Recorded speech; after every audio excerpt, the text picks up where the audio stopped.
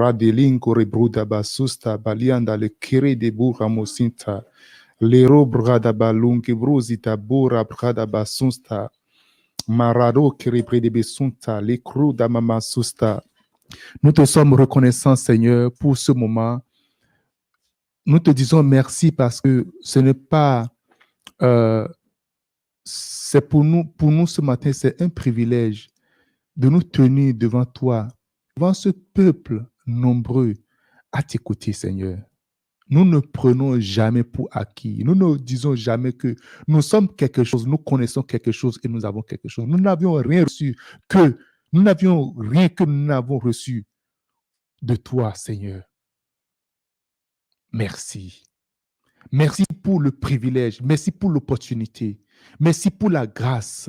Merci, Seigneur. Car il y a des gens plus intelligents que nous. Il y a des gens plus expérimentés que nous. Il y a des gens qui connaissent plus que nous. Il y a des gens, Seigneur, qui sont plus en intimité avec toi que nous. Mais Seigneur, tu as permis et tu nous as donné cette plateforme. Seigneur, nous te le retournons maintenant. Maintenant, parle à ton peuple, tel qu'on l'a chanté ce matin. Nous voulons te connaître. Nous voulons connaître ton désir, connaître ta personne, connaître qui tu es. Nous sommes chrétiens, nous sommes nés de nouveau. Mais Seigneur, nous avons besoin de te connaître ta profondeur, connaître ton nom, connaître, Seigneur, jusqu'où tu es étendu, ton étendue. Nous voulons connaître, Seigneur Père, te connaître personnellement, afin que, au dernier jour, que tu dises, oui, viens dans la joie, dans la paix, dans la grâce, dans le repos de ton maître, juste et fidèle serviteur. C'est ça que je veux entendre, Seigneur. C'est pour ça, apprends-moi à te connaître ta pensée me concernant. Au nom de Jésus. Amen, amen, amen. Gloire à Jésus. Quelqu'un dise Amen. Je suis content de vous voir ce matin et comme je le dis, c'est un grand privilège pour moi d'être connecté à vous ce matin. Ce n'est pas un acquis, ce n'est pas voilà, oh, nous sommes quelque chose. Nous ne sommes absolument rien, rien du tout.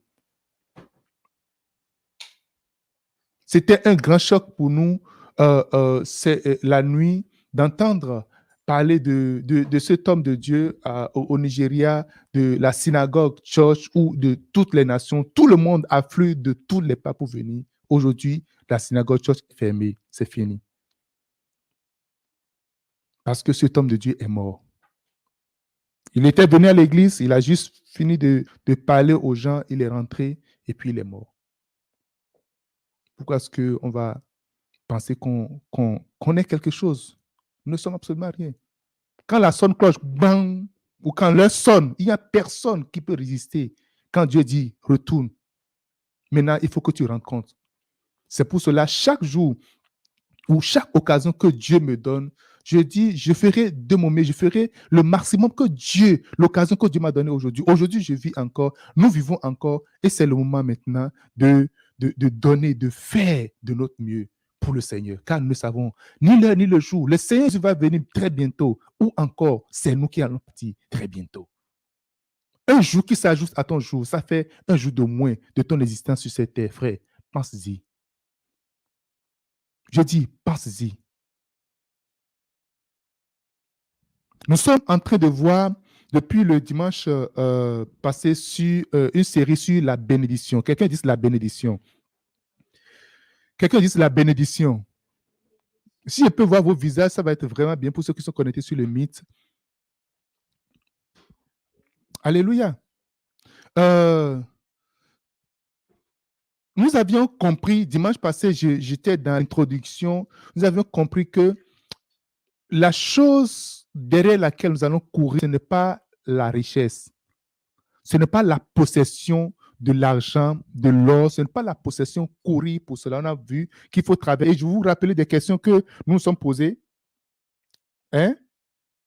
Vous voulez que je reprenne encore? Pourquoi fréquentez-vous? Pourquoi allez-vous à l'école? Pourquoi recherchez-vous ardemment à avoir un baccalauréat, une maîtrise, un doctorat ou un postdoc? Pourquoi est-ce que vous le faites? Pourquoi est-ce que vous le faites?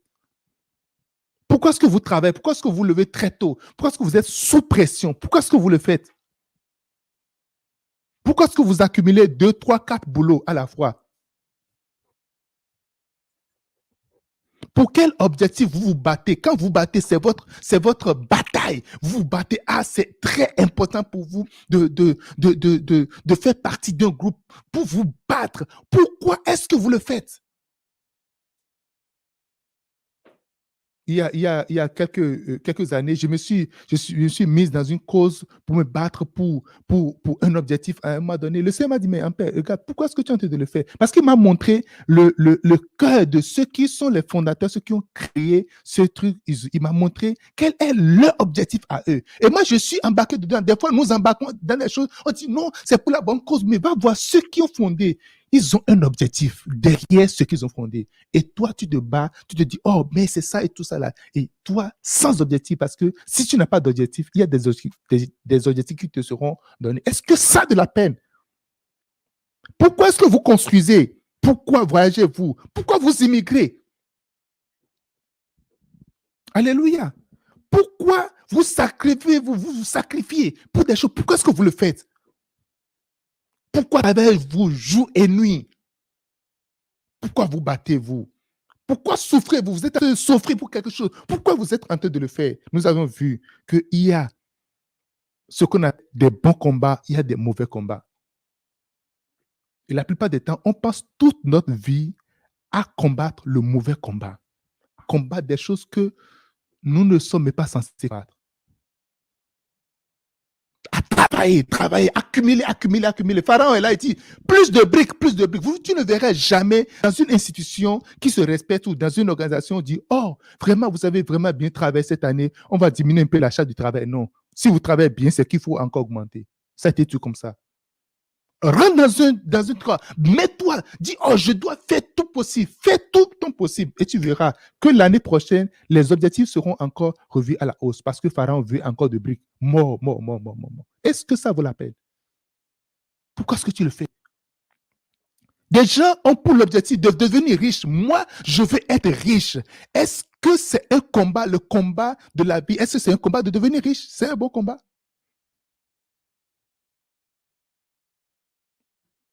Et nous avions compris que nous ne devons pas travailler pour être riches.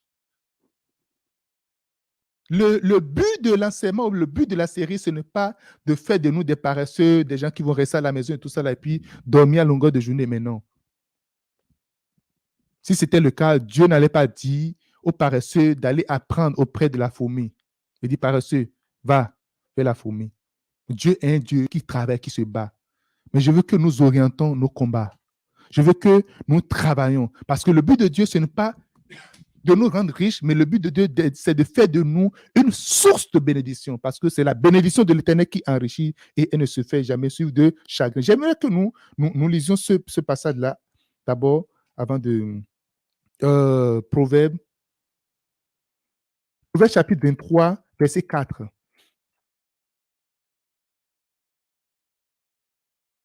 Proverbe chapitre 23, verset 4. Que dit la Bible? Ne te tourmente pas pour t'enrichir, ni applique pas ton intelligence. Dieu dit, ne te tourmente pas, ne te bats pas, ne te casse pas la tête pour t'enrichir. Il dit, ne fais même pas ça. Ne t'engage pas dedans, ne fais pas ça. Ne te tourmente pas pour t'enrichir. Il dit, ne mets même pas. Il dit, ne mets pas. N'applique pas ton intelligence à cela. Alléluia. N'applique pas ton intelligence pour t'enrichir. L'enrichissement, ce n'est pas un but de vie. Ce n'est pas un combat de vie.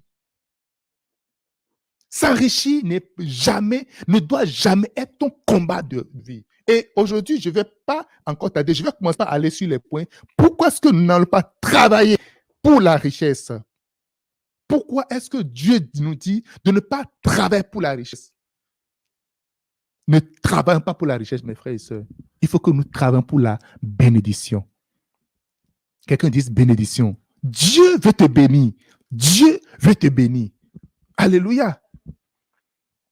1. Ne travaille pas pour la richesse, car les biens mal acquis peuvent écouter votre vie. Ceux qui obtiennent les biens de manière malhonnête peuvent voir leur vie écoutée. Jérémie chapitre 17, verset 10 à 11. Prenez Jérémie 17, 10 à 11. Quand je lisais ce passage, je dis waouh. C'est tout comme si je n'ai jamais lu ce passage dans la Bible. Jérémie 17, 10 à 11. Moi, l'Éternel, j'éprouve le cœur, je sonde les reins pour rendre à chacun selon ses voies, selon le fruit de ses œuvres. Ça rejoint encore le passage de Galates 6, 7 où le Seigneur dit ce que l'homme aura semé, il le moissonnera aussi. Ok, ne vous y trompez pas, on ne se moque pas de Dieu. Ce que l'homme aura semé, il le moissonnera aussi. C'est presque la même chose. Ok, mais il dit ici, comme une perdrix qui couvre des œufs qu'elle n'a pas pondus, tel est celui qui acquiert des richesses injustement. Au milieu de ces jours, il doit les quitter.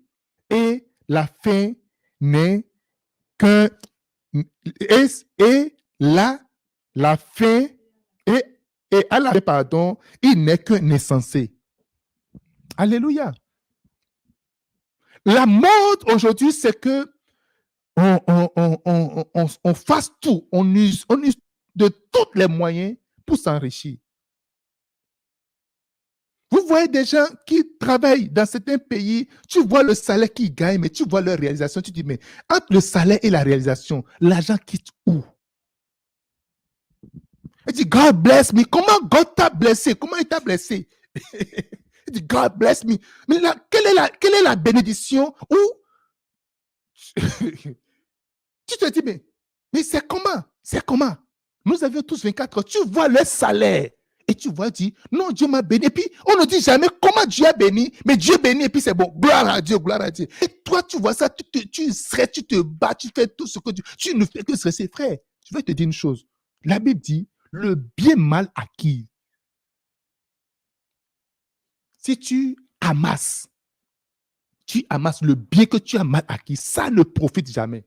Tu as une malédiction entre tes mains. Lorsque tu vas détourner l'argent public, lorsque tu vas détourner l'argent du contribuable, lorsque tu vas prendre les fonds qui sont destinés à autre chose, tu prends et tu t'accapares, tu te construis plein de maisons, tu te construis plein de, tu vas mettre cet argent dans des comptes en banque par-ci par-là. Tu vides ton pays, tu ruines le pays et tu dis, je suis sage.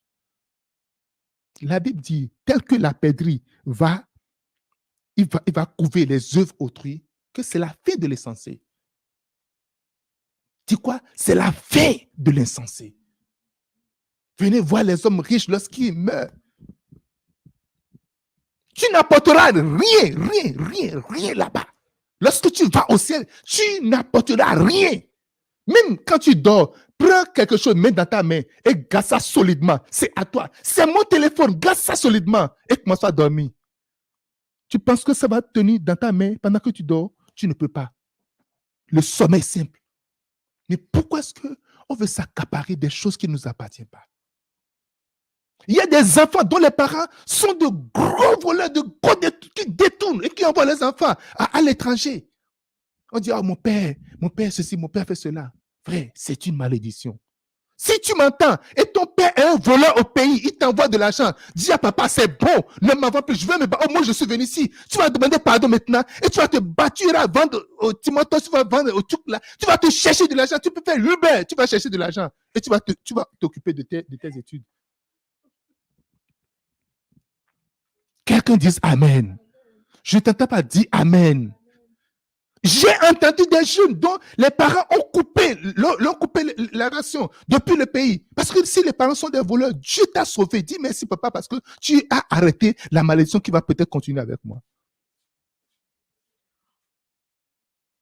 Alléluia. Le bien mal acquis. Et c'est dans l'église aujourd'hui. On voit des personnes qui se réjouissent. Quand ton truc là, ta brebis vient à l'église, il donne une dîme. Des millions de dîmes. Mais tu vois la personne là où la personne travaille. Et tu te dis, oh, nous avions un frère, oh, vraiment, le frère, Dieu l'a vraiment béni, Dieu l'a élevé. Pourvu que la dîme vienne, pourvu que les offrandes viennent, je maudis. Tu es insensé. Je connais un pasteur et un frère était dans l'église, il a commencé par donner. Quand on dit un projet, il donne de l'argent, donner de l'argent. Le pasteur a appelé le frère, dit, mon frère, viens. Je sais que tu travailles là-bas, mais combien tu gagnes? Dis-moi exactement. Dis-moi ton salaire. Le pasteur doit être capable de dire, hey, mon frère, il t'a arrêté. Mais combien tu gagnes? Alléluia. Dieu, est-ce que ça le conseille? Qu'est-ce que c'est son problème? Tu veux pas ou tu veux pas? Hé, mon frère, je ne veux pas de l'argent sale dans mon église. Alléluia. Non, c'est correct. C'est sa vie privée. C'est sa vie. Il n'y a pas de vie privée. Personne n'a de vie privée. Tu dis que tu ne veux pas donner ton salaire et la banque connaît ton salaire. La banque qui te vire ton salaire. Ce n'est pas quelqu'un qui le fait. C'est un homme, ce n'est pas une machine. C'est quelqu'un qui traite les dossiers.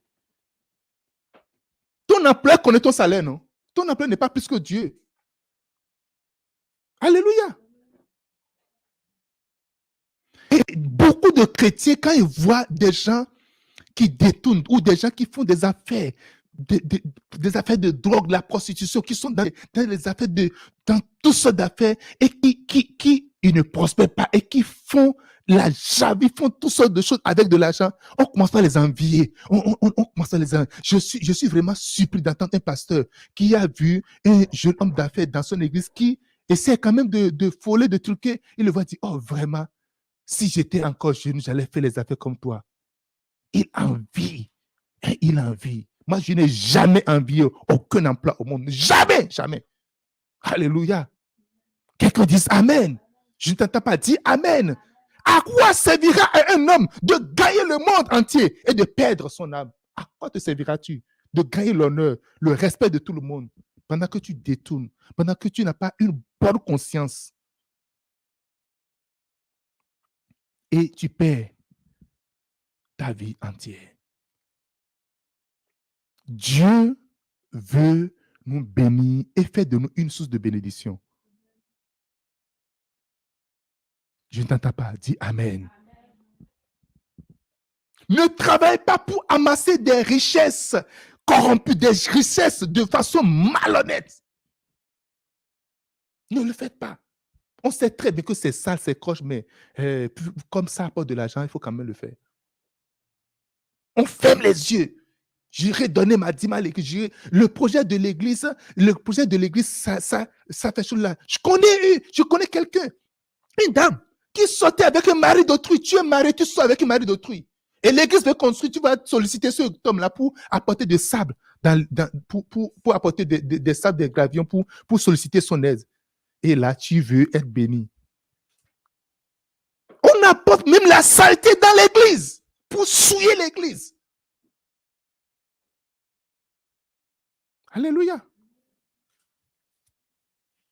Et malheureusement, beaucoup de serviteurs de Dieu veulent vivre cette vie-là. Ils veulent vivre auprès de ces grands, entre guillemets, auprès de ces personnes qui sont inconscientes de ce que la Bible dit, c'est la fin de quelqu'un qu'on peut appeler insensé.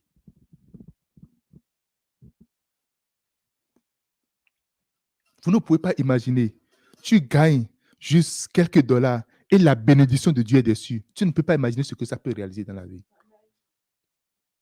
Ce n'est pas l'argent que tu gagnes qui pose le problème, mais c'est la main qui est dessus, c'est la bénédiction qui accompagne l'argent, qui fait la différence entre toutes choses. 2. Ne travaille pas pour être riche, car la richesse du monde ou les richesses du monde peuvent vous rendre insensé. Ne travaille pas pour être riche, car les richesses du monde peuvent vous rendre insensé. Luc chapitre 12, versets 16 à 21.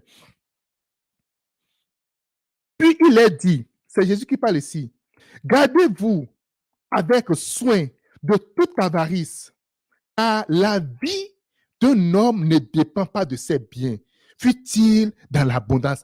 Ta vie ne dépend pas de tes biens. Je dis, ta vie ne dépend pas de ta possession. Ta vie ne dépend pas de ce que tu possèdes. Notre vie ne dépend pas de ce que nous possédons.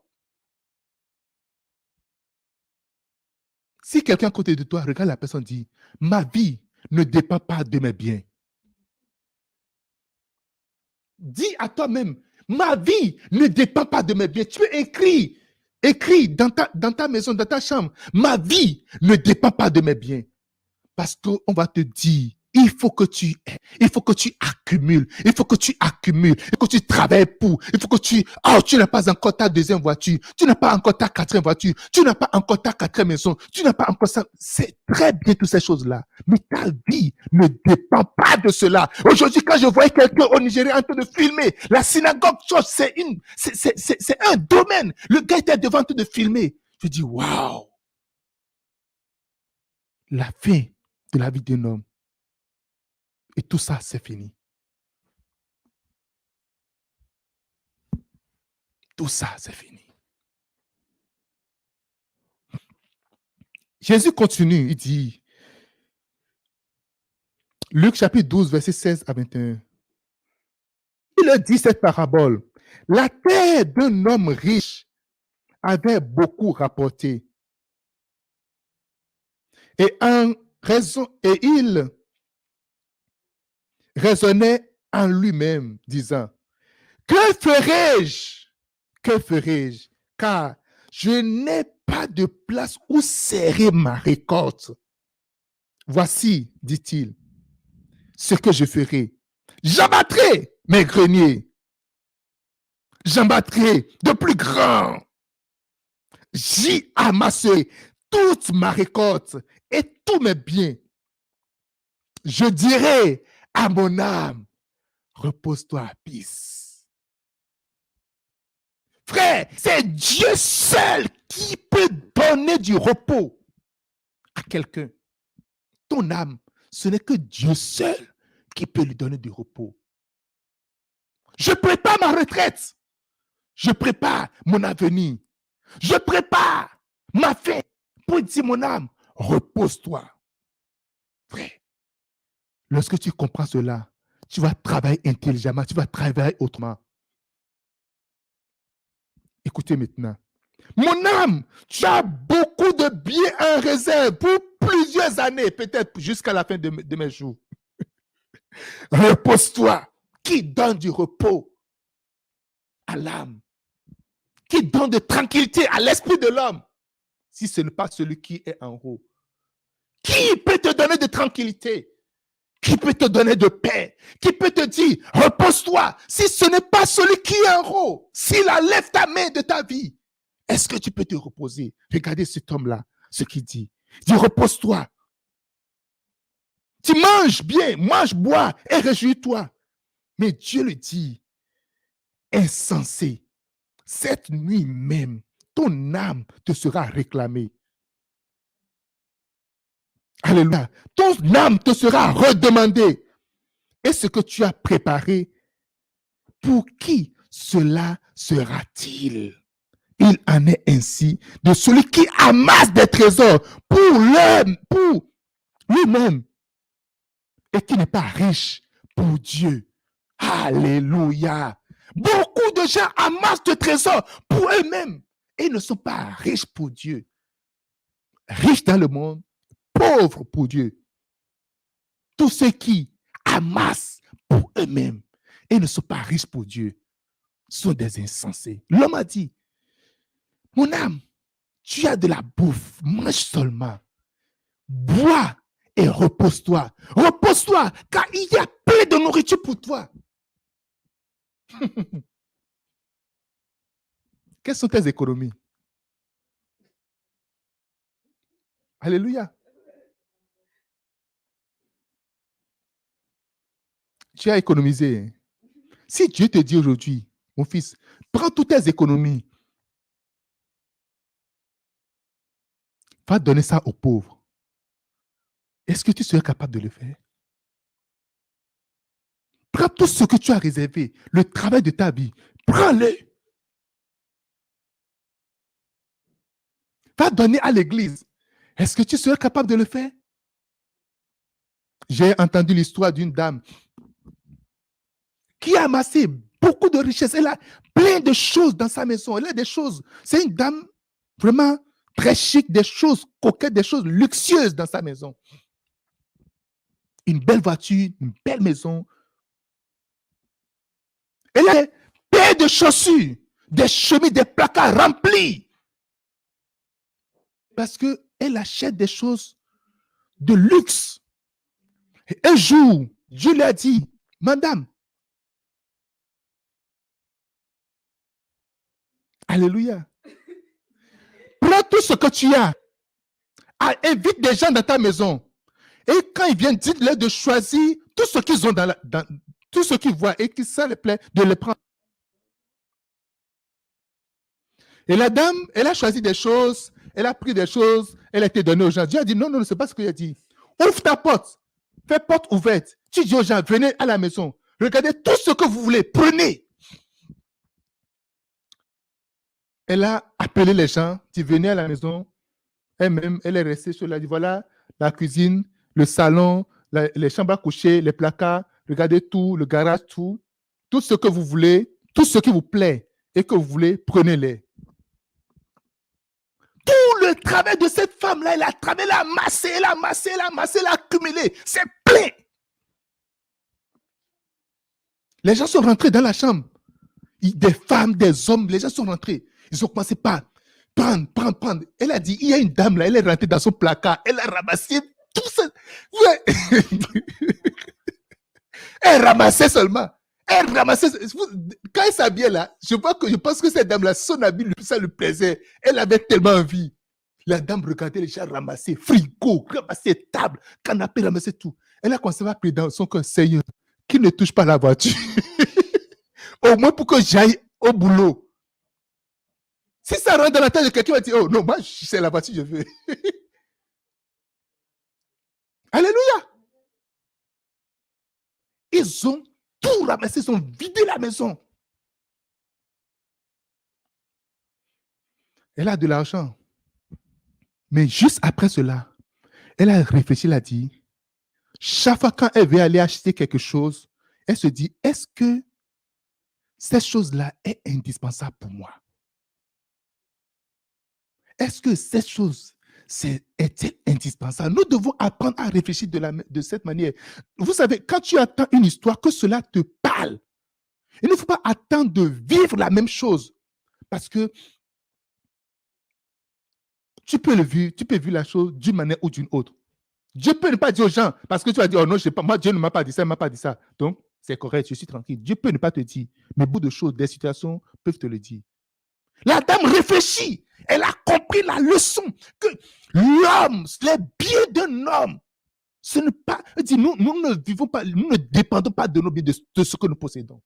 Parce que le jour, elle va mourir. C'est comme ça que les gens viendront ramasser.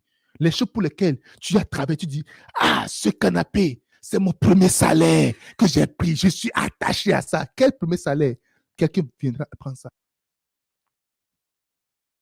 Je me rappelais, j'ai un oncle qui a une moto, une très belle moto.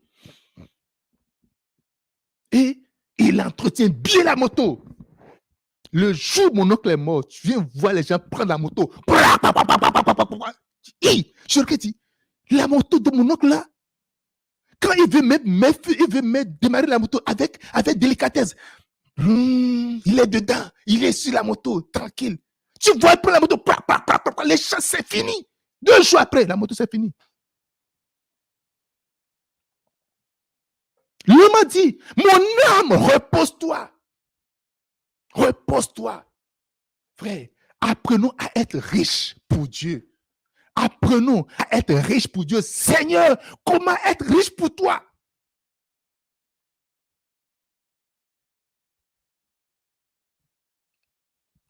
Alléluia. Si tu es riche, Dieu, c'est que quand je parle, il ne faut pas raisonner dans ta tête. Qu'est-ce que le pasteur est en train de dire? C'est quoi la richesse? Et il veut que nous soyons pauvres. Non, Dieu n'est pas un Dieu de pauvreté. S'il est un Dieu de pauvreté, il ne va pas bénir Abraham. Il ne va pas bénir Salomon. Les hommes les plus riches de la terre sont du côté de Dieu. C'est Dieu qui bénit en fait. Mais il faut comprendre le concept. Il faut comprendre. Quand la bénédiction ou quand la richesse devient ton Dieu, et vous allez le lire dans mon prochain livre, si le Seigneur le permet bien, je suis un Dieu jaloux. Quand cet homme, il placer ses biens autour de lui comme une sécurité. Quand tu te retrouves au milieu de tes diplômes, de ce que tu as, de tes biens, et ça devient une sécurité pour toi, tu es un insensé. Quand ton travail permanent ou bien indéterminé devient une sécurité pour toi, tu es un insensé. Quand ton salaire devient sécurité pour toi, tu es un insensé. Quand tu as des entreprises, j'ai des entreprises, j'ai plein d'entreprises dans plusieurs jours là, je suis actionnaire dans plusieurs entreprises. Quand ça devient une sécurité pour toi, mon frère, tu es insensé. Dieu a dit, cette nuit même là, je vais t'arracher ton âme. L'âme à qui tu es en train de parler, repose-toi. Ce n'est que Dieu qui peut nous donner de repos. Ouais. Certaines personnes disent, oh non, moi, je n'ai pas beaucoup. Hein? Non, c'est le peu que j'ai. Je viens à l'église, j'ai fait ceci, j'ai fait cela. Dieu, la Bible dit, Dieu sonde les cœurs. Il sonde quoi? Les cœurs et les âmes. Qu'est-ce qui est au fond, au très fond de ton cœur? Es-tu capable de retourner au Seigneur ce qu'il t'a donné? Es-tu capable de placer en lui ta confiance totale? Oui, je suis dans un travail, mais je travaille pour le Seigneur. Oui, je travaille, mais c'est pour la gloire du Seigneur. Pas parce que, je suis smart, je suis ceci, je suis cela, j'arrive quand même à faire ceci. Tu mets toute ta force. Mais lorsque l'employeur veut te lâcher, il ne verra pas tous tes efforts. Quand tout va bien, tout va aller bien, on va te sourire. Mais que quelque chose aille un peu mal, tu vas méconnaître ceux qui étaient en train de sourire avant la fin, les méconnaître entièrement. Tu vas les méconnaître. Je dis, tu vas les méconnaître. Je me rappelais quand je travaillais dans une structure ici. Quand on appelle, dit, il n'a pas, telle personne n'est pas rentrée, est-ce que tu peux le remplacer? J'étais toujours prêt à chaque moment. Mes jours de repos, à tout moment. Tu peux rentrer plus tôt, oui. J'ai toujours dit oui. Un jour, je devais partir pour faire la croisade au pays. Et je suis parti et demander la permission pour le temps au travail. Mais c'est tout comme si les gens ne me connaissent plus. C'est tout comme si les gens ont oublié tout ce que j'ai fait. Ils disaient non, écoute, si tu pars là, ton job, tu vas, j'ai dit, regardez moi, si vous acceptez ou vous n'acceptez pas, moi, je vais partir. Satan va te faire montrer que tu dépends de lui. Frère, à partir de maintenant, apprenons à dépendre de celui qui est en haut. Dépendons de notre Dieu. Dépendons de lui. Nous allons avoir l'argent, nous allons avoir le bonheur, on va avoir tout, mais notre vie ne serait pas focalisée sur ça. C'est ça le secret. C'est là que se trouve le secret. Alléluia. C'est là que se trouve le secret. Oh, j'ai un passeport, un bon passeport. Là, j'ai ceci. Oh, j'ai cela, frère. Ça ne sert absolument à rien. C'est rien du tout. C'est rien. Je dis, c'est rien du tout. Il faut que nous réfléchissions. Et que les choses qui se passent autour de nous nous parlent également. Dieu a dit à cet homme, tu as amassé, hein? Ok, on verra bien. Cette nuit même là, fini de parler. Il est mort. Comme. Si tu meurs aujourd'hui, qu'est-ce que tu as pu faire au Seigneur? Es-tu riche pour le Seigneur? As-tu investi dans le royaume? Qu'est-ce que tu as investi dans le royaume? Je dis, qu'est-ce que tu as investi dans le royaume? Tu as plein d'assurance, assurance ceci, assurance cela, assurance cela. Est-ce que ça t'assure véritablement? Tu as assurance mort, mais non. C'est quand tu es vivant là que... On dit, quand tu vas mourir, on va transférer cet argent à telle personne. Mais il faut me donner l'assurance que je sois vivant.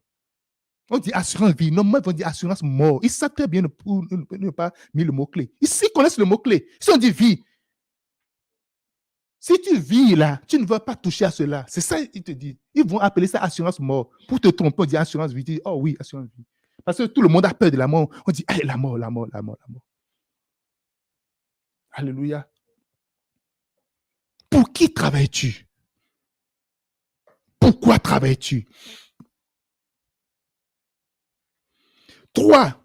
Ne travaille pas pour être riche, car les richesses peuvent t'empêcher de prendre ta croix et de suivre Jésus.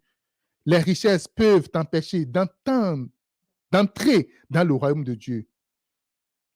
Marc 10, 23 et 17 à 23. Marc chapitre 10, 17 à 23. Prenez note de ces passages-là. Allez méditer encore là-dessus. Allez lire encore là-dessus. Et chaque fois quand tu te réveilles, pose-toi la question. Demande-toi, est-ce que je suis sur le bon chemin?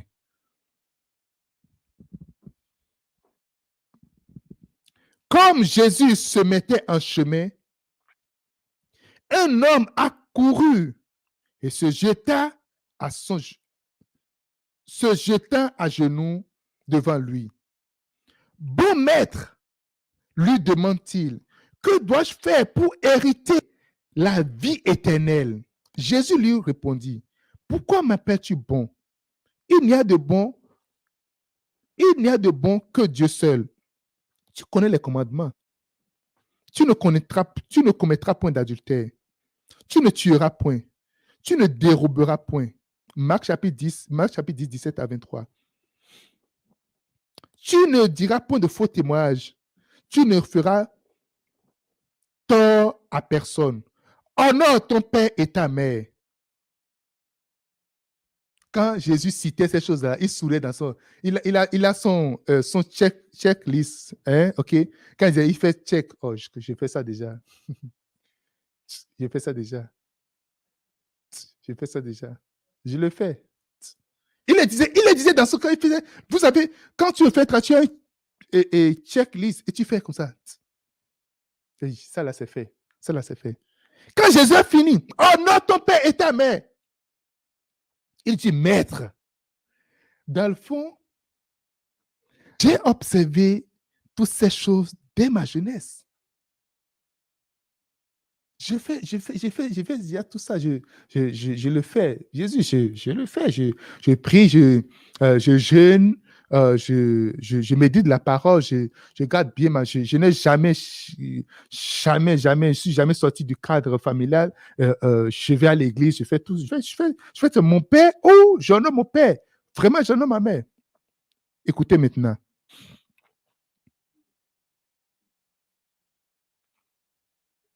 Jésus l'ayant regardé, l'aima et lui dit, il te manque une chose. Va vendre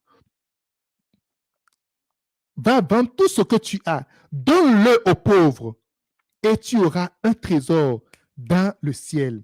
Viens et suis-moi.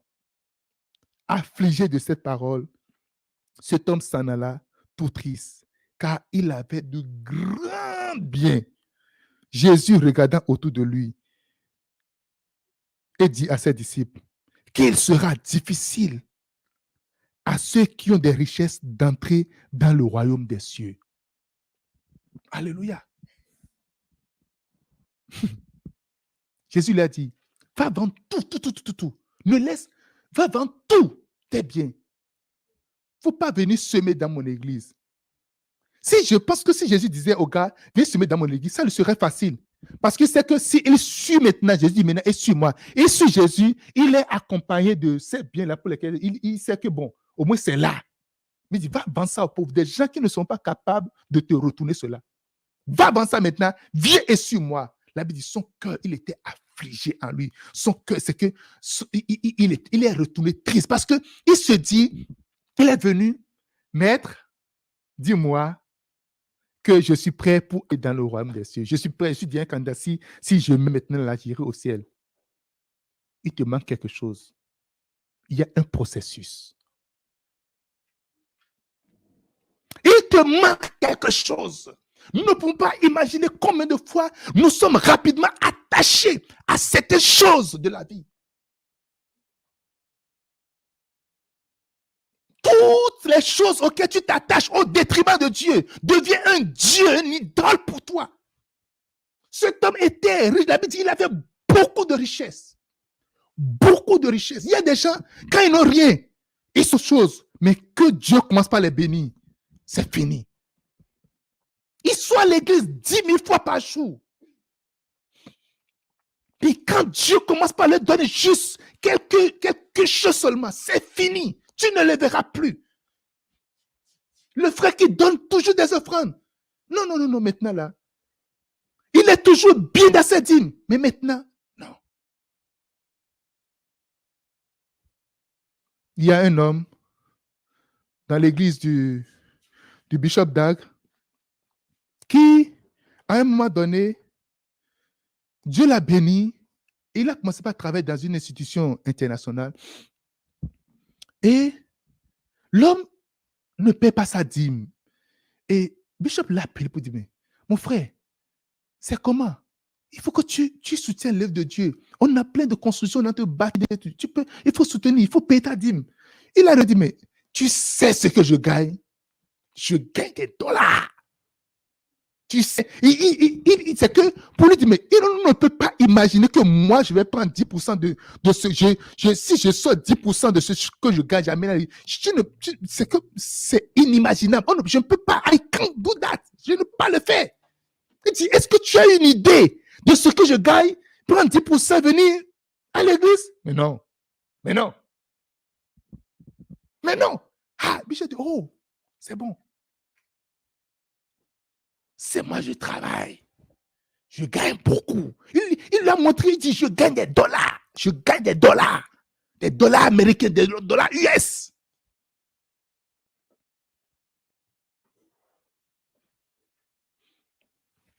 Quelques temps après, l'évêque était dans son bureau et cet homme est venu avec une grosse enveloppe. Et il a porté un gros pantalon. Le pantalon, c'est tellement gros. Et il lui tend l'enveloppe. Il dit, c'est ma dîme. Il dit, ta dîme. Ta dîme. Dans l'enveloppe comme ça, il donne l'argent. Il dit, ah bon? Il dit, évêque, on m'a diagnostiqué telle maladie. Et dans quelques mois, je vais mourir. Et maintenant, je vois inutile tout cet argent que j'ai chanté ta frère. N'attends pas la veille de ta mort avant de te réveiller. Fais-le maintenant. Tout ce que tu peux faire pour le Seigneur, fais-le now, fais-le maintenant. Maintenant, il voit que quand le travail va le lâcher, parce que lorsqu'il meurt, aucun de ses enfants ne va le remplacer. Là-bas, aucun de ses enfants ne le remplacera dans son boulot. Aucun de ses enfants ne va le remplacer. Maintenant, il voit l'inutilité de l'argent qu'il présente devant l'homme de Dieu. Il y a beaucoup de gens qui attendent que ça soit à la veille de leur mort qui se réveillent. C'est pour cela que Dieu m'appelle à te dire, frère, travaille pour la bénédiction, travaille pour être riche au ciel et non pour être riche sur la terre. Travaille pas pour amasser pour toi, mais pour amasser pour le royaume. Tu tiens, maintenant, quand c'est inutile, quand ça devient inutile pour Dieu, c'est trop tard, mon frère. C'est vraiment trop tard. Tous les jours que je fais, Seigneur, comment je vais amasser pour toi? Comment je vais amasser pour le ciel? Parce que nous construisons, ce ne sont pas les œuvres qui nous amènent au ciel. Le jour où tu reçois Jésus-Christ, tu donnes ta vie à Jésus-Christ, tu as reçu Jésus comme ton Seigneur Sauveur. C'est ouvert pour toi. Mais ta maison, ta demeure, il faut que tu travailles pour construire ça.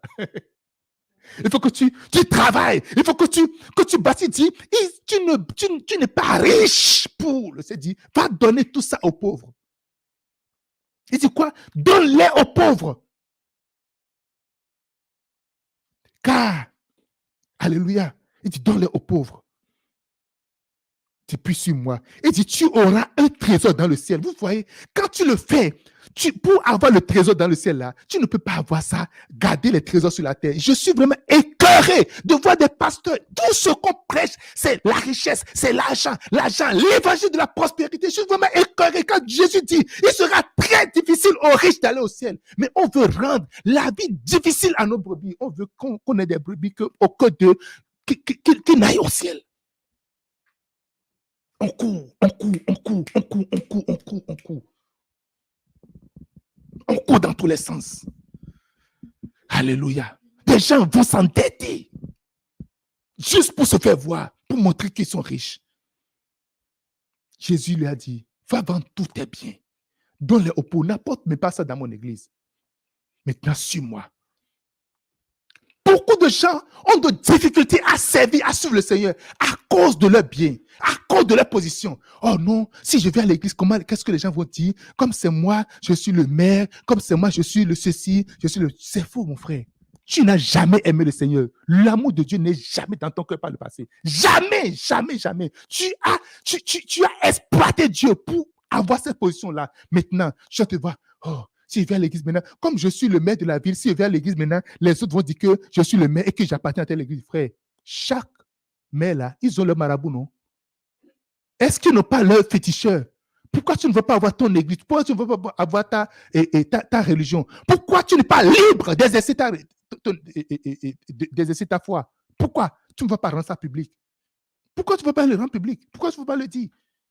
Tu veux être politiquement. Jésus dit, si vous avez honte de moi sur la terre, j'aurai honte de vous devant mon Père. Si tu as honte du Seigneur sur la terre, parce que tu as quelque chose, tu as de l'argent, tu es riche, tu as une position, tu es maintenant, monsieur le... you know, mais vous savez, il faut qu'on utilise la sagesse un peu. Hein? Maintenant, tu veux utiliser la sagesse. Hein? Tu connais maintenant la sagesse, tu veux utiliser. Tu veux vraiment avoir honte de Dieu. Dieu aura honte de toi. Je dis, Dieu aura honte de toi. Je dis, Dieu aura honte de toi. Alléluia. Va vendre toutes tes richesses, toutes tes possessions, va les vendre. Et maintenant, sur moi. Lorsque tu t'es déchiré entièrement, tu l'as fait, il te sera difficile de t'en séparer. Gloire à Jésus-Christ. Mais lorsque tu le fais, tu sais que ça vient de Dieu. Dieu demande ça, tu retournes ça. Tranquillement. En réalité, c'est qu'on oublie que ce que nous avons vient de Dieu, en fait. C'est ça le problème.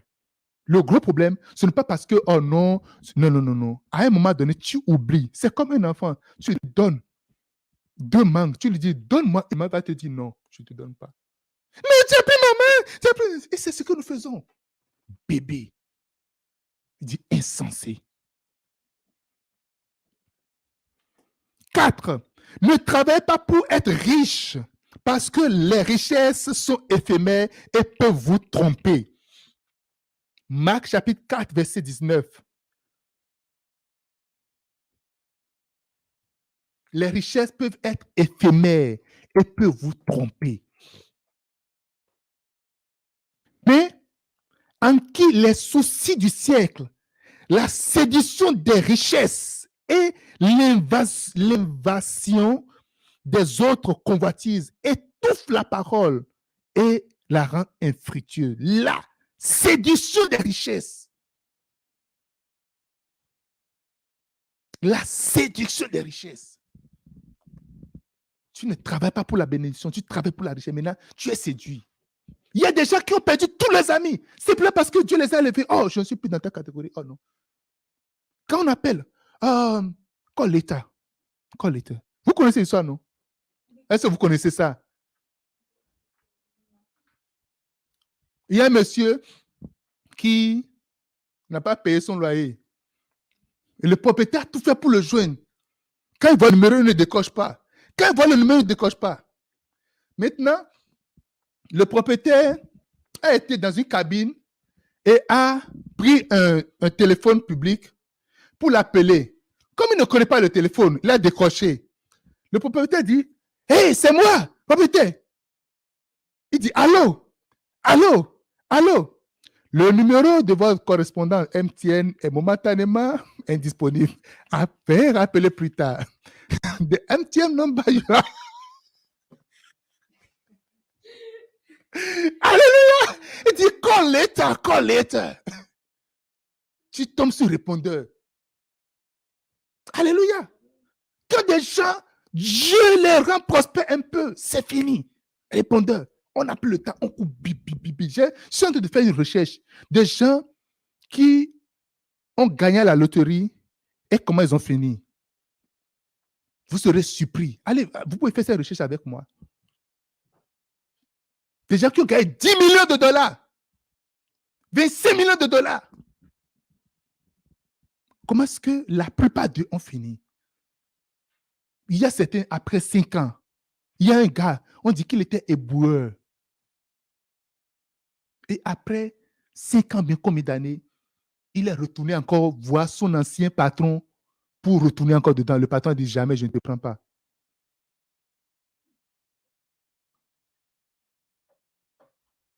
Quand tu accumules, ça aveugle.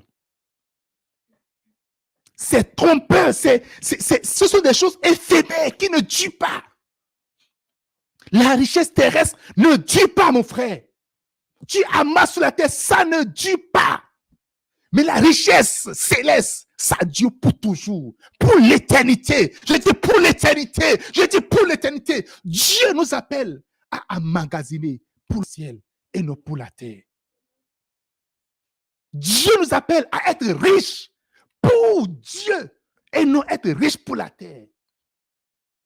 Chaque fois quand tu as ce concept en toi, chaque fois quand tu le gardes constamment en toi, tu réfléchis très bien.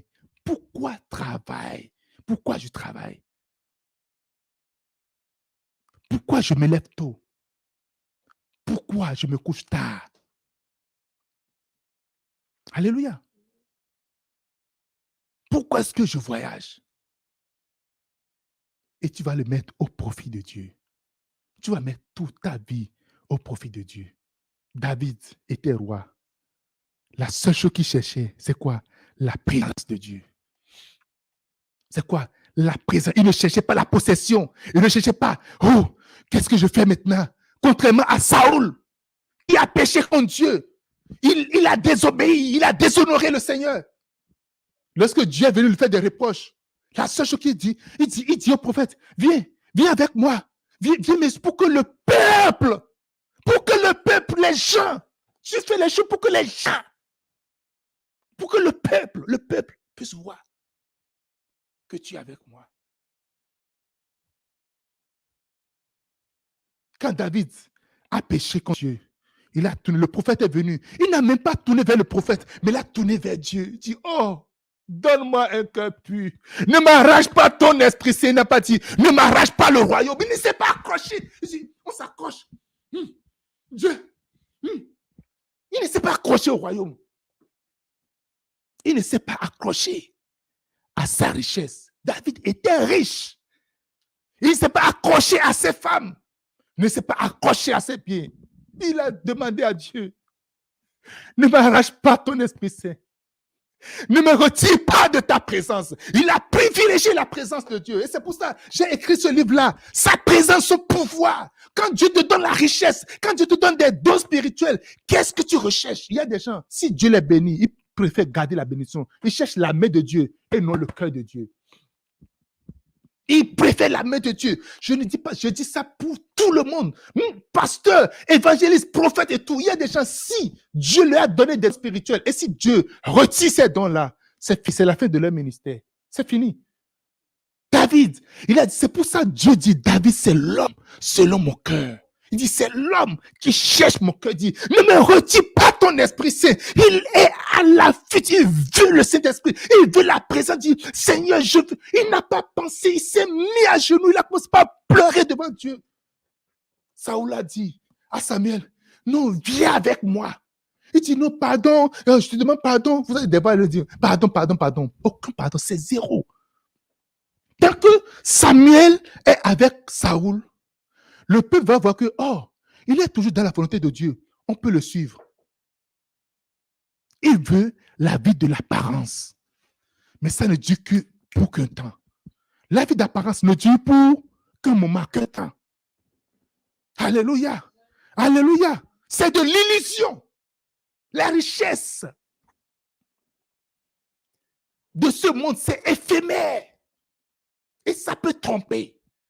David voit que le royaume, c'est éphémère. Regarde, là où tu es assis, là, il y a quelqu'un qui était assis à la même place il y a quelque temps. La position que tu occupes, il y a quelqu'un qui a occupé cette position. L'argent, la richesse que tu as, il y a quelqu'un qui a ces richesses-là il y a quelque temps. Et tu es à la place de quelqu'un d'autre. Et tu vas quitter, quelqu'un d'autre va venir s'asseoir. Mais il y a une place qui est éternelle. David sait qu'il ne veut pas s'accrocher à un trône qu'il va laisser peut-être bientôt. Mais il s'est accroché à Dieu. Et Dieu lui a redonné le trône. quand tu t'accroches à Dieu, quand tu recherches Dieu, quand tu recherches le cœur de Dieu, quand tu recherches la présence de Dieu, tu veux vivre dans la présence de Dieu, constamment dans sa présence.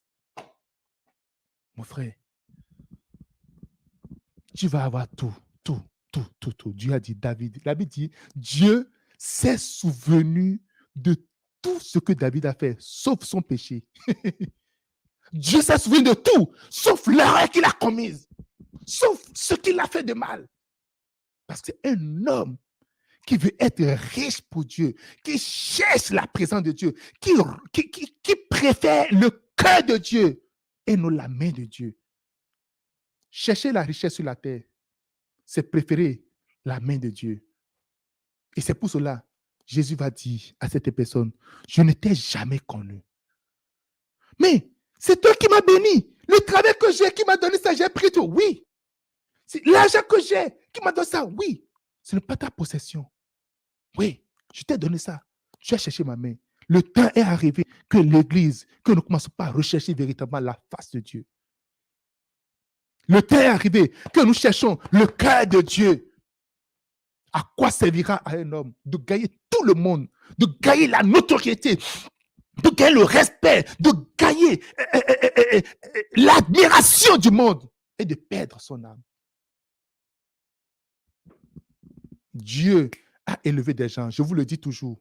Dieu a élevé Abraham, il a élevé Jacob, il a élevé Moïse, il a élevé Joseph, il a élevé David, il a élevé des gens sur la terre, mais qui sont restés attachés à lui. C'est possible que tu sois attaché au Seigneur, bien que Dieu t'élève.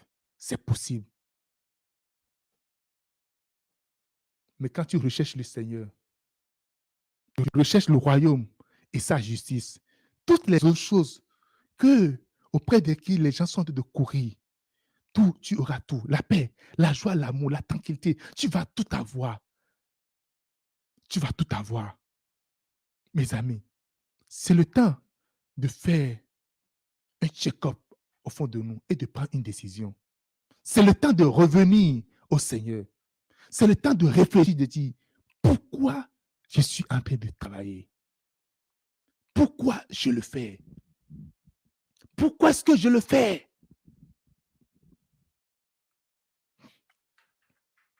Chaque année, ma famille et moi, généralement, on va en Afrique, on va faire des croisades, on sort de l'argent, on dépense pour aller servir le Seigneur, gagner des âmes pour le Seigneur. Des gens vont jusqu'à dire, oh, on est en train de gaspiller de l'argent. Je ne gaspille pas de l'argent. La fin du jeu va déterminer qui a gagné. Alléluia.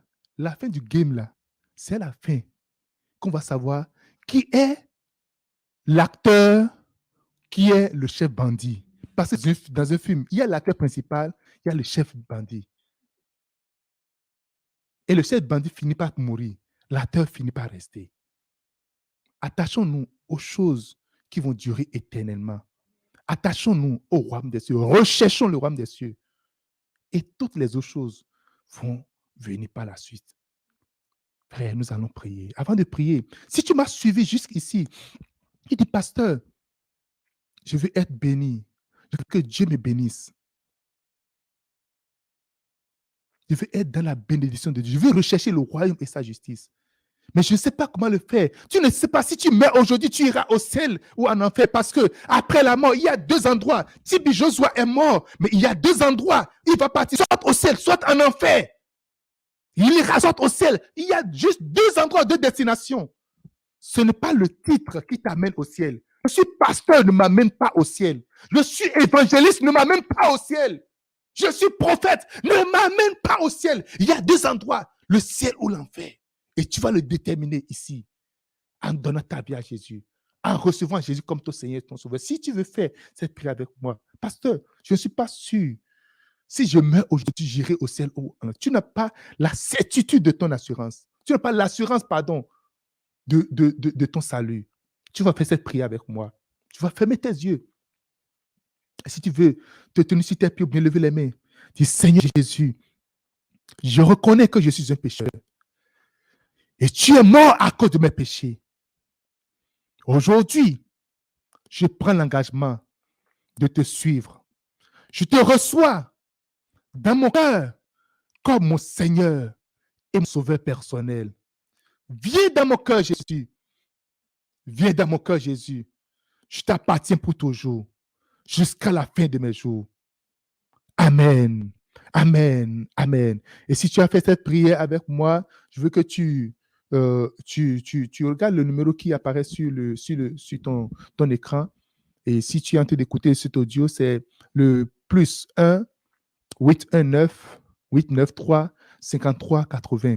Appelle ce numéro, envoie un message WhatsApp ou envoie un texto. Appelle. Ou encore, envoie-moi un courriel ampère.sidol@gmail.com. Je vais te répondre. Je vais te conduire dans la marche avec le Seigneur. Que Dieu te bénisse. Tu fais partie désormais de la grande famille, la plus célèbre famille au monde, la famille de Jésus-Christ. Car c'est la famille qui a triomphé. Attendez voir la fin des choses, la seule famille qui va triompher. Parce qu'il y a deux familles, la famille de Dieu, la famille de Satan. La seule famille qui a déjà triomphé, c'est la famille de Jésus-Christ. Et tu fais partie désormais de cette famille-là. Alléluia. Est-ce qu'on peut acclamer le Seigneur pour la vie de tous ceux qui ont donné leur vie à Jésus-Christ? Maintenant, on va baisser nos têtes pour prier. On va faire le bilan. Tu vas prier et tu vas parler au Seigneur. Seigneur, réoriente mes objectifs de vie.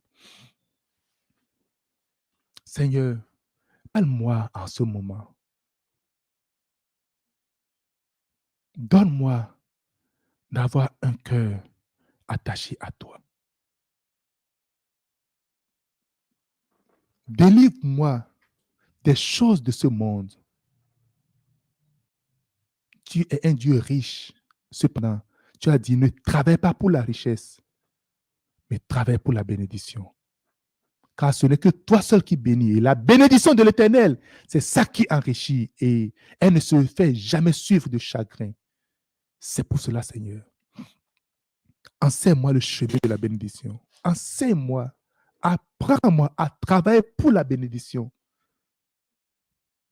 Apprends-moi à courir pour la bénédiction. Apprends-moi à investir toute ma vie pour la bénédiction. Merci, admirable Père. Pardonne-moi chaque fois quand je m'étais éloigné de toi, éloigné de ta présence, éloigné de ta volonté. Sois béni au nom de Jésus. Amen, amen, amen.